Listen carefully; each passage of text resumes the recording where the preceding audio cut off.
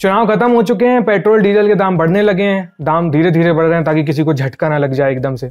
इस बीच ये हुआ कि नितिन गडकरी एक हाइड्रोजन कार लेके संसद पहुंच गए। हाइड्रोजन कार को फॉसिल फ्यूल यानी पेट्रोल डीजल वाली गाड़ी का विकल्प बताया जा रहा है। इससे पर्यावरण को भी नुकसान नहीं होगा, सही बात है, लेकिन ये इलेक्ट्रिक कार की तुलना में कहाँ फिट बैठती है? क्या ये फ्यूचर की कार साबित होगी? इलेक्ट्रिक कार बनाने वाली कंपनी टेस्ला के सीईओ इलॉन मस्क को ऐसा नहीं लगता है। उन्होंने सार्वजनिक मंच से हाइड्रोजन कार की भरपूर बेइज्जती की है। एक बार नहीं किया, उन्होंने ऐसा कई बार किया है। हाइड्रोजन कार के बारे में अच्छी बात क्या है, इसके बारे में बुरी बात क्या है, यह एपिसोड हम यही समझने के लिए खर्च कर देंगे।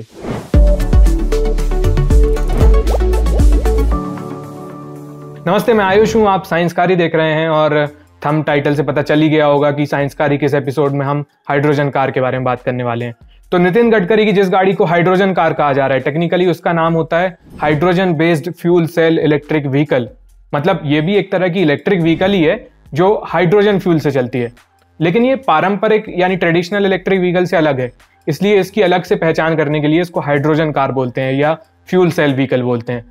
बहुत लोग इलेक्ट्रिक कार और हाइड्रोजन कार को लेकर कंफ्यूज हो जाते हैं, तो इनके बीच का पहले अंतर पता कर लेते हैं। क्या होती है हाइड्रोजन कार, क्या इलेक्ट्रिक कार होती है? आमतौर पर जिन गाड़ियों को इलेक्ट्रिक व्हीकल कहा जाता है वो बैटरी इलेक्ट्रिक व्हीकल होते हैं, यानी ये गाड़ियां बैटरी से चलने वाली होती हैं, और वो भी एक खास तरह की बैटरी जिसे लिथियम आयन बैटरी कहते हैं। इलॉन मस्क की कंपनी टेस्ला ये भी इलेक्ट्रिक कार बनाती है, और टेस्ला और दुनिया भर के जो ज्यादातर इलेक्ट्रिक व्हीकल बन रहे हैं वो सब लिथियम आयन बैटरी से चलते हैं। हाइड्रोजन कार चलती है फ्यूल सेल के दम पर। इस फ्यूल सेल के जरिए इलेक्ट्रिसिटी पैदा की जाती है, और इस इलेक्ट्रिसिटी के इस्तेमाल से गाड़ी के अंदर लगी मोटर घूमती है। मोटर से गाड़ी के पहिए चलते हैं, गाड़ी चलती है और हवा लगती है। आपकी जो पेट्रोल डीजल वाली कार है उसमें इलेक्ट्रिक मोटर नहीं होती है, उसमें पहिए घुमाने के लिए इंजन होता है। पेट्रोल और डीजल से आग धोंक कर इंजन के पिस्टन को आगे पीछे किया जाता है। वो जो गर्मी होती है उससे इंजन के पिस्टन आगे पीछे होते हैं, पेट्रोल डीजल की गर्मी, तो उससे फिर गाड़ी के पहिए घूमते हैं, गाड़ी चलती है, हवा लगती है। इतनी क्लैरिटी मन में बिठा लीजिए कि पेट्रोल डीजल वाली जो आपकी गाड़ी है वो इंजन की मदद से चलती है, जबकि हाइड्रोजन कार और battery electric car, electric vehicle साधारण तौर पे जैसे कहा जाता है, वो इलेक्ट्रिक मोटर के दम पे चलती हैं। टेक्निकली इन दोनों को ही इलेक्ट्रिक व्हीकल कहा जाना चाहिए, क्योंकि दोनों इलेक्ट्रिक मोटर की मदद से चल रही हैं। लेकिन चलन ऐसा चल पड़ा है कि बैटरी इलेक्ट्रिक व्हीकल को इलेक्ट्रिक कार कहते हैं और hydrogen based fuel cell electric vehicle को हाइड्रोजन कार कहते हैं। इतना लंबा लंबा कह भी नहीं सकते हैं। इन दोनों की अच्छी बात यह है कि ये फॉसिल फ्यूल की मदद से नहीं चलती हैं, उस पर डिपेंडेंट नहीं है। इसका मतलब इन दोनों से ज़्यादा प्रदूषण भी नहीं होता, और वो किल्लत में भी इनको फर्क नहीं पड़ेगा ज़्यादा, और ज़्यादा हल्ला गुल्ला भी नहीं करती हैं, शांति से चलती हैं। इन्हें रिन्यूएबल एनर्जी यानी अक्षय ऊर्जा की मदद से चलाया जा सकता है। ये तो इलेक्ट्रिक कार और हाइड्रोजन कार के बीच की समानताएं हो गई, लेकिन इनके बीच फ़र्क क्या है? फ़र्क जो है वो दोनों की इलेक्ट्रिसिटी के साथ डील करने के तरीके में है। कैसे? बैटरी इलेक्ट्रिक कार में तो एक बैटरी अंदर इलेक्ट्रिकल एनर्जी स्टोर करके रखती है। उस बैटरी का काम ही यही होता है विद्युत ऊर्जा का संचय करके रखना। कार की बैटरी आपके फ़ोन की बैटरी जैसी होती है, बस वो बहुत बड़ी होती है, उसका बड़ा वर्जन होती है। तो जब तक बैटरी में जान है तब तक मोटर चलती रहेगी, गाड़ी घूमती रहेगी। जब बैटरी खत्म हो जाती है तो चार्ज कर लो, फिर मोटर चलाओ, यही फंडा है। हाइड्रोजन कार में बिजली की व्यवस्था बैटरी से नहीं होती है, यहाँ फ्यूल सेल की मदद से बिजली बनती है। ये फ्यूल सेल क्या होता है, इससे बिजली कैसे बनती है? बैटरी की तरह फ्यूल सेल के अंदर इलेक्ट्रिसिटी भरी नहीं रखी होती है स्टोर करके, बल्कि इससे बिजली बनाई जाती है इसके अंदर पहले। इसके लिए फ्यूल यानी ईंधन चाहिए होता है, और हाइड्रोजन फ्यूल सेल में इस्तेमाल होने वाले ईंधन का नाम है हाइड्रोजन। ऑब्वियसली फ्यूल सेल में हाइड्रोजन के अलावा ऑक्सीजन का भी इस्तेमाल होता है, लेकिन ऑक्सीजन ऐसी वातावरण से फ्री में मिल जाती है तो इसको ज़्यादा ध्यान नहीं देते लोग। लेकिन हाइड्रोजन की टंकी भर के रखनी पड़ती है गाड़ी में, प्रॉपर उसको मेंटेन करना पड़ता है। फ्यूल सेल में एक तरफ से हाइड्रोजन H2 गैस आती है, दूसरी तरफ से ऑक्सीजन O2 गैस आती है। इन दोनों के मिलन से बनती है बिजली। फिल्म टाइप का हो गया, हीरो हीरोइन आ रहे हैं, बिजली पैदा हो रही है, लेकिन ये किसी फिल्म का सीन नहीं है, ये एक केमिकल रिएक्शन है। 2H2 + O2 gives 2H2O।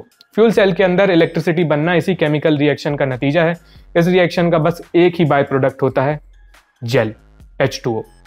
तो ऐसे बनती है फ्यूल सेल के अंदर बिजली। लेकिन ये प्रोसेस इतनी सिंपल नहीं है, पता मैं आपको anode, cathode, electrolyte, polymer electrolyte, membrane, anode side की क्या रिएक्शन है, कैथोड साइड की क्या रिएक्शन, ये सब बताने लग जाऊंगा ना, आप ये वीडियो छोड़ के भाग जाएंगे। कुछ लोग देखेंगे लेकिन बाकी लोग भाग जाएंगे। इसलिए बस इतना समझ लीजिए कि फ्यूल सेल में एक तरफ से हाइड्रोजन और ऑक्सीजन डालते हैं और दूसरी तरफ से बिजली और पानी निकलती है, ब्लैक बॉक्स की तरह समझ लीजिए इसको। अब ऑक्सीजन तो चलो हवा से मिल जाती है, लेकिन हाइड्रोजन का जुगाड़ कहाँ से होता है? हाइड्रोजन थोड़ी मिल रही है गली गली। फॉसिल फ्यूल यानी पेट्रोल डीजल के मुकाबले हाइड्रोजन बेहतरीन चीज है, एक नंबर। इसके सीमित भंडार नहीं है, ये अपने ब्रह्मांड में प्रचुर मात्रा में उपलब्ध है, खूब सारी। लेकिन एक दिक्कत है, ये जो हाइड्रोजन है ना H2 गैस के फॉर्म में नहीं है, यही लगती है फ्यूल सेल के अंदर।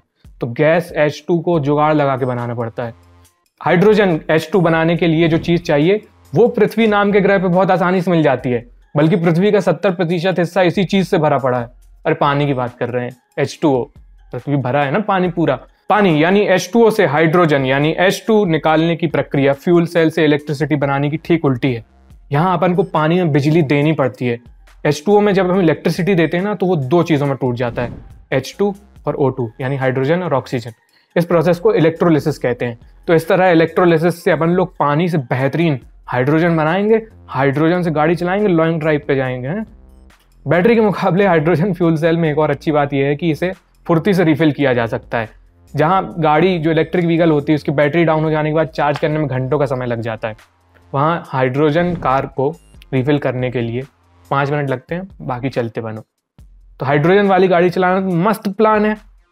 अब इस लाला लैंड से बाहर निकलते हैं और हाइड्रोजन कार की दिक्कतें समझते हैं।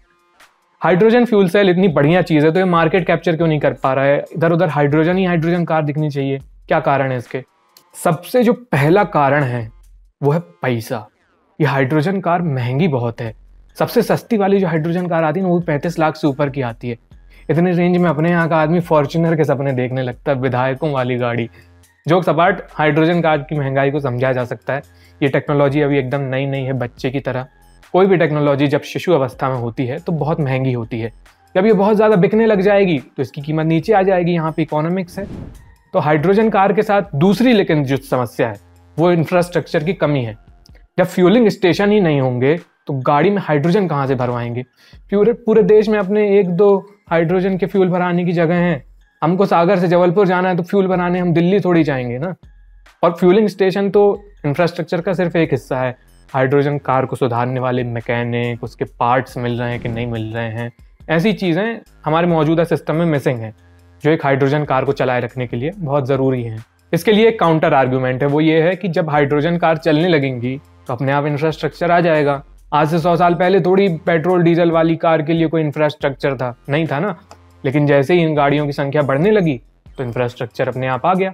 ऐसी हाइड्रोजन कार की जो सबसे बड़ी प्रॉब्लम है, अब ये सही में बड़ी प्रॉब्लम है, वो फ्यूल बनाने की प्रक्रिया और इसकी एफिशिएंसी को लेकर है। ये देखना दिलचस्प है कि दुनिया में हाइड्रोजन को कैसे बनाया जा रहा है और उसमें कितनी ऊर्जा खर्च हो रही है। 2020 के डेटा को देखें तो दुनिया में जितनी हाइड्रोजन बन रही है उसका करीब 95% हिस्सा फॉसिल फ्यूल्स की मदद से बनाया जा रहा है। तो यही करना था तो सीधे पेट्रोल डीजल से ही कर लेते। हाइड्रोजन क्यों ऐसे फॉसिल फ्यूल अलग से हाइड्रोजन बना रहे हैं फिर उसको यहाँ ला रहे हैं डाल? क्या मतलब निकला इसका? फॉसिल फ्यूल से पैदा होने वाली एनर्जी को ग्रीन एनर्जी तो नहीं कहा जा सकता है। तो इस तरीके से जो हाइड्रोजन पैदा होती है उसको भी ग्रे हाइड्रोजन कहते हैं। नितिन गडकरी की गाड़ी में बाय द वे वो बता रहे हैं कि ग्रीन हाइड्रोजन भरी है, यानी कि वो इको फ्रेंडली तरीके से बनाई गई है। हाइड्रोजन बनाने का इको फ्रेंडली तरीका है इलेक्ट्रोलिसिस, वही जो बताया, पानी से हाइड्रोजन बनाते हैं जैसे इलेक्ट्रिसिटी से। और इसके लिए ग्रीन इलेक्ट्रिसिटी का इस्तेमाल करना होगा, मतलब ऐसे प्लांट्स जहां सोलर सेल्स की मदद से इलेक्ट्रिसिटी बनाई जा रही है, फिर इस इलेक्ट्रिसिटी से हाइड्रोजन बनाई जा रही है पानी में बिजली मार के। यहाँ से सारी ग्रीन हाइड्रोजन निकलेगी, है ना। इस प्रोसेस की एफिशिएंसी को लेकर सवाल उठते हैं। क्या सवाल है? हाइड्रोजन बनाने में बहुत ऊर्जा खर्च होती है, फिर इसे स्टोर करने, एक जगह से दूसरी जगह ट्रांसफर करने में भी बहुत ऊर्जा खर्च हो जाती है। कुछ एक्सपर्ट्स का ऐसा कहना है कि हाइड्रोजन कोई फ्यूल नहीं है जिससे एनर्जी पैदा होती है, ये महज एक एनर्जी का कैरियर है, यानी आप इसके इस्तेमाल से एक जगह से दूसरी जगह एनर्जी को ले जाते हैं। आप एक जगह एनर्जी लगाकर हाइड्रोजन बना रहे हैं और दूसरी जगह इस हाइड्रोजन से एनर्जी निकाल रहे हैं। तो इसे फ्यूल की तरह नहीं बल्कि एक बैटरी की तरह देखिए, और वो भी एक इनएफिशिएंट, कम प्रभावी बैटरी। लिथियम आयन बैटरी के मुकाबले हाइड्रोजन से एनर्जी ट्रांसफर करना एक इनएफिशिएंट यानी कम प्रभावी तरीका है। ऐसा कभी नहीं होता है कि आप जितनी बिजली खर्च करके हाइड्रोजन बनाएंगे उस हाइड्रोजन को रिएक्शन के बाद उतनी ही बिजली उससे निकाल लेंगे। इस पूरी प्रक्रिया में कई जगह एनर्जी लॉस होते हैं। इलेक्ट्रिसिटी ट्रांसफर करने की हर प्रक्रिया में एनर्जी लॉस होते हैं, चाहे लिथियम आयन बैटरी हो या हाइड्रोजन फ्यूल सेल हो। लेकिन फ्यूल सेल की एफिशिएंसी कम है बैटरी के मुकाबले। फ्यूल सेल ज़्यादा एनर्जी लॉस करा देते हैं। इन्हीं आर्ग्यूमेंट्स के चलते इलॉन मस्क लंबे अरसे से इन फ्यूल सेल्स को नीचा दिखाते रहे हैं। 2020 में अपने एक ट्वीट में मस्क ने fuel cells equal to fool cells कह दिया था। इसके अलावा मस्क ने अलग अलग मौकों पर हाइड्रोजन फ्यूल सेल्स को एक्सट्रीमली सिली, स्ट्रैगलिंगली डम, इस तरह की बेइज्जती की हुई है। मतलब क्लीन टेक्निका में एक चार्ट बैटरी और फ्यूल सेल की एफिशिएंसी की तुलना करता है। इसमें दिखता है कि बैटरी की जो एफिशिएंसी है लिथियम आयन बैटरी की, वो 73% है, जबकि फ्यूल सेल की एफिशिएंसी 22% है। इसके अलावा हाइड्रोजन को स्टोर करना, एक जगह से दूसरी जगह ले जाना भी एक चुनौती भरा काम होता है। तो इस सब के जो पूरा हमला हो गया है यहाँ पे हाइड्रोजन फ्यूल सेल के ऊपर, इसके बचाव में भी कुछ लोग कहते हैं, वो बचाव में ये कहते हैं कि अभी ये टेक्नोलॉजी नई है, जैसे इसे ज़्यादा लोग यूज़ करने लगेंगे, रिसर्च डेवलपमेंट में पैसा और समय खर्च होगा, इसकी एफिशिएंसी बेहतर होती जाएगी। यार हर टेक्नोलॉजी के साथ ऐसा ही होता है। बैटरी इलेक्ट्रिक व्हीकल्स को भी शुरुआत में इन समस्याओं का सामना करना पड़ा था। कुछ एक्सपर्ट्स ऐसा भी बताते हैं कि हमें hydrogen car versus battery electric car की तरह नहीं देखना चाहिए इसको, बल्कि एक ऐसे फ्यूचर की कल्पना करनी चाहिए जहां ये दोनों साथ में एग्जिस्ट करेंगी और जहां जिसकी जैसी ज़रूरत हो वो कर ले। और ये जो फ्यूचर है वो ग्रीन होगा तो कोई टेंशन की बात नहीं है। देखिए जो होना होगा वो हो जाएगा। बाकी आपकी क्या प्रतिक्रिया है, आपकी क्या ओपिनियन है इन सब को लेकर, हमें बताइए कमेंट सेक्शन में। ये वीडियो कैसा लगा ये भी बताइएगा और देखते रहिए साइंसकारी। शुक्रिया।